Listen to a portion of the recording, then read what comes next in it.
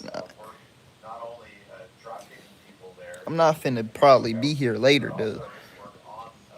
I'm gonna be hanging out with the cousin. Hey,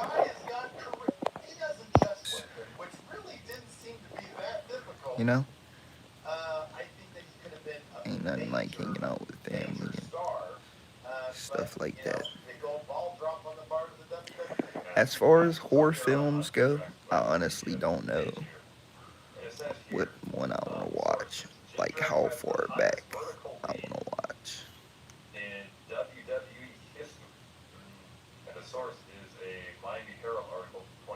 That's why I'm gonna have to do some due diligence and figure that out. Not sure at all, but we'll see though. We will for sure see.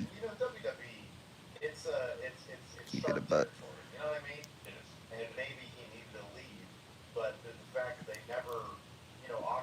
I'm gonna do my due diligence and all that. Of course, you guys know that. My KJ Anoids.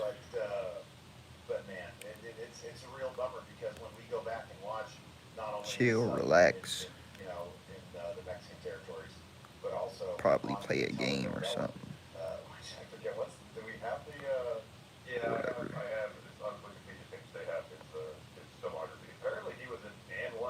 Shit like that. Is SACK gonna join?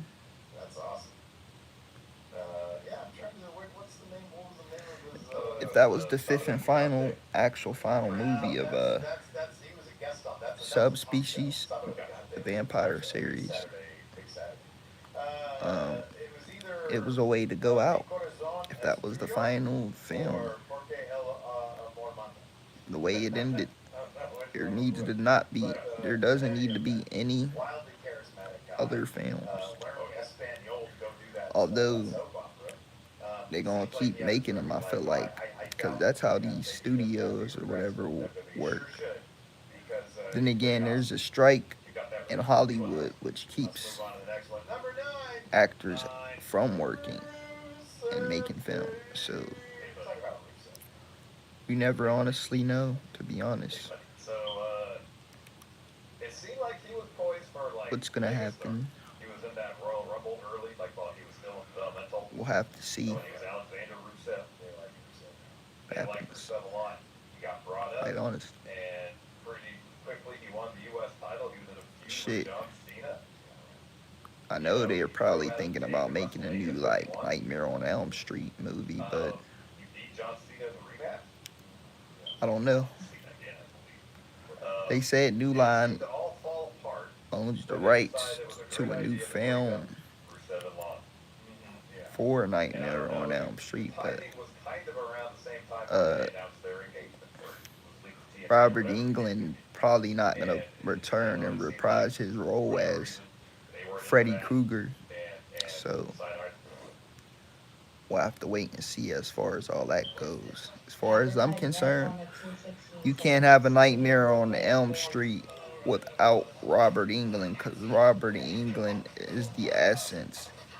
He has stepped, like Paul Heyman said, he has embodied that character. He has stepped inside that character and made that character legendary and iconic. So what I'm saying is, to the point is, there can never be another Freddy Krueger because in my eyes, the only person who I'd ever recognize as that character in my head and in my mind and my brain is one Robert Englund.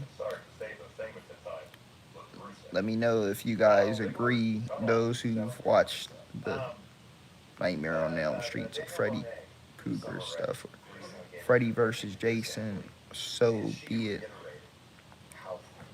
There's nobody that could ever hold a candle or make Freddy Krueger work the way that Robert Englund did. You know what I mean?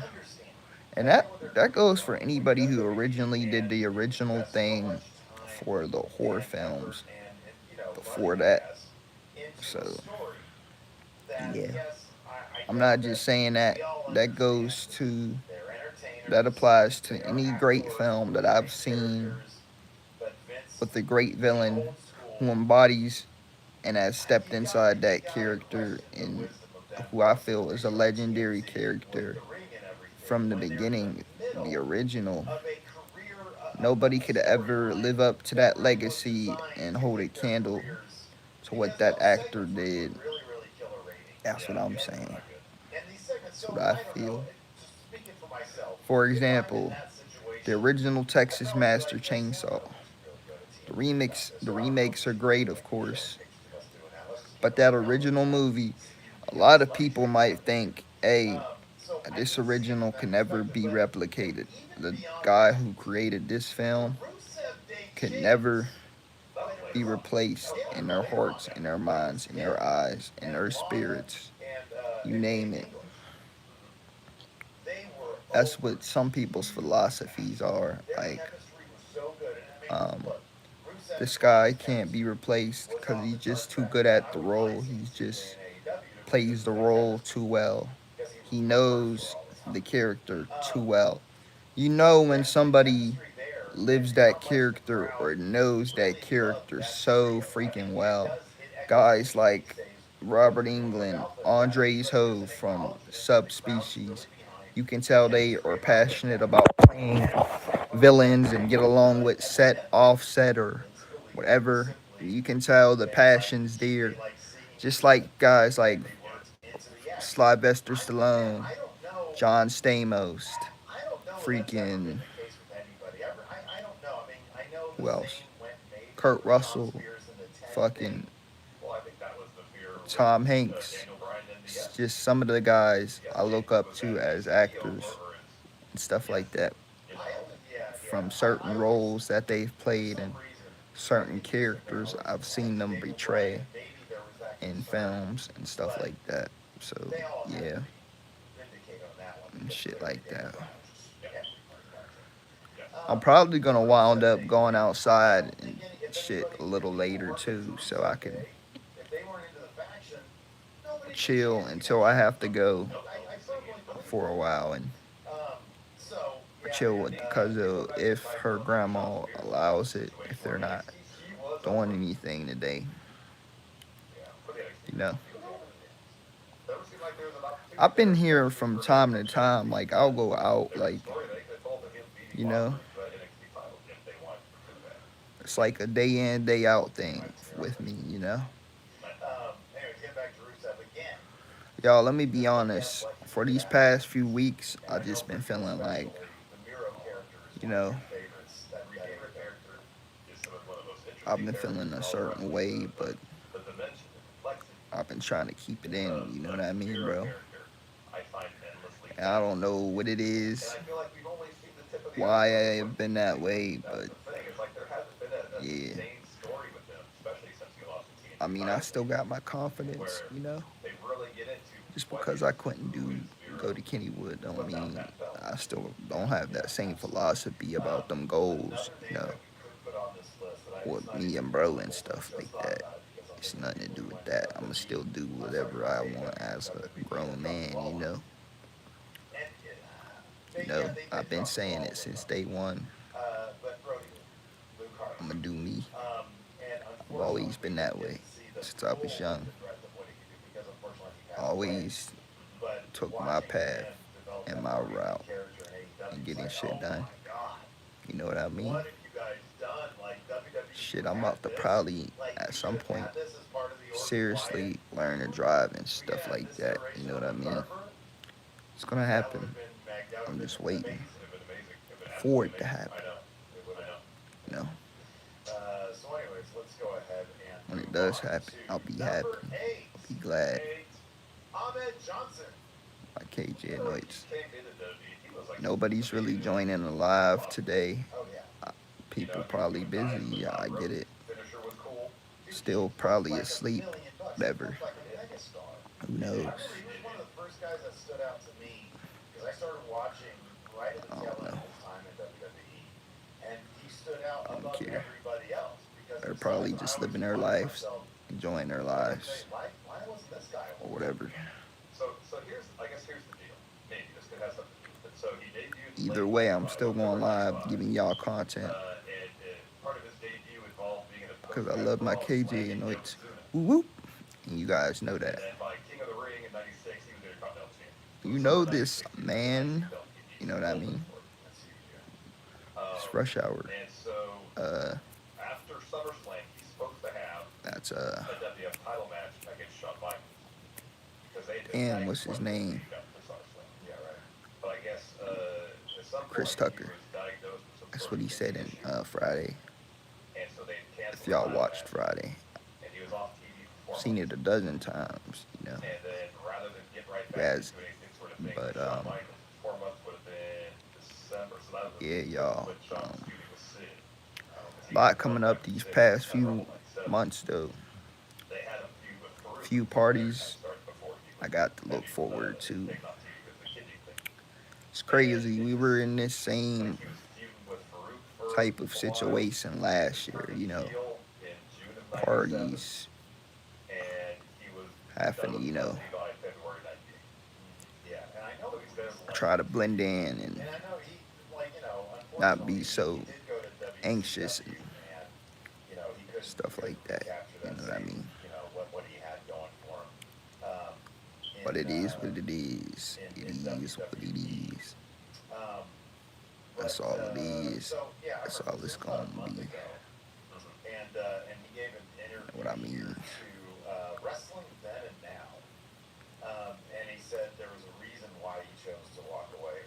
I'm living though. Feeling good.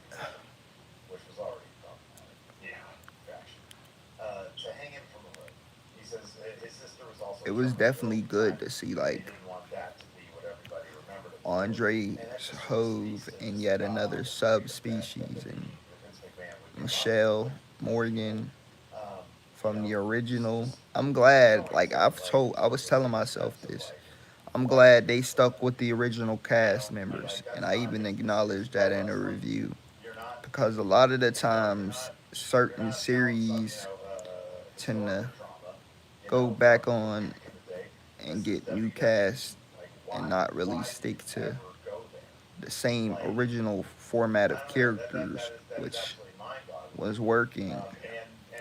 And I never understood that because if it's working, don't try to fix it. That's my philosophy in horror films, you know. If the movie of characters is clearly working for the cast, why try to switch it if you know the dynamic, the chemistry, and everything within the film won't feel the same with a new cast of characters? Story development, everything might feel way off, way different, and the energy probably might not blend the same, you know? Because certain people could have certain issues with how their characters are being projected or the way that the script is being handled and, you know, ego with actors and actresses, you know, which can make the movie a horrible and hard environment to work on when you get to that point. That's why it's better to keep the same original cast of characters you had from the beginning. The lesson, the effects of stirring up drama or, you know, you know, making the story feel, you know, tied together when you have the same cast of characters. It's like it started with us, it's gonna finish with us. That's what I'm trying to say.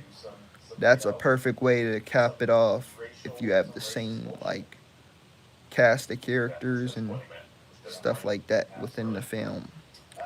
Because that's who the people started with. That's who the series of movies started with. That same original cast and crew. So that being said, changing that cast and crew that people grew up loving and watching is going to confuse your audience because it's a completely different cast of characters that people aren't familiar with, and that happens a lot of the time with us horror films or film, uh, film, fucking film crew basically. It wouldn't feel the same. The dynamic just it would feel awkward, I'm sure too, for them, knowing that they don't really know much about it, when they just fresh to the scene, just stepping in on the project. They probably watched it growing up or heard about it, but don't know too much about it other than that. They don't know the script, they don't know this and that. They can't act from a can of paint. They're just using what was given to them to make it work and put it on display, you know, as art, you know. That's how I look at certain things when it comes to filming and stuff like that.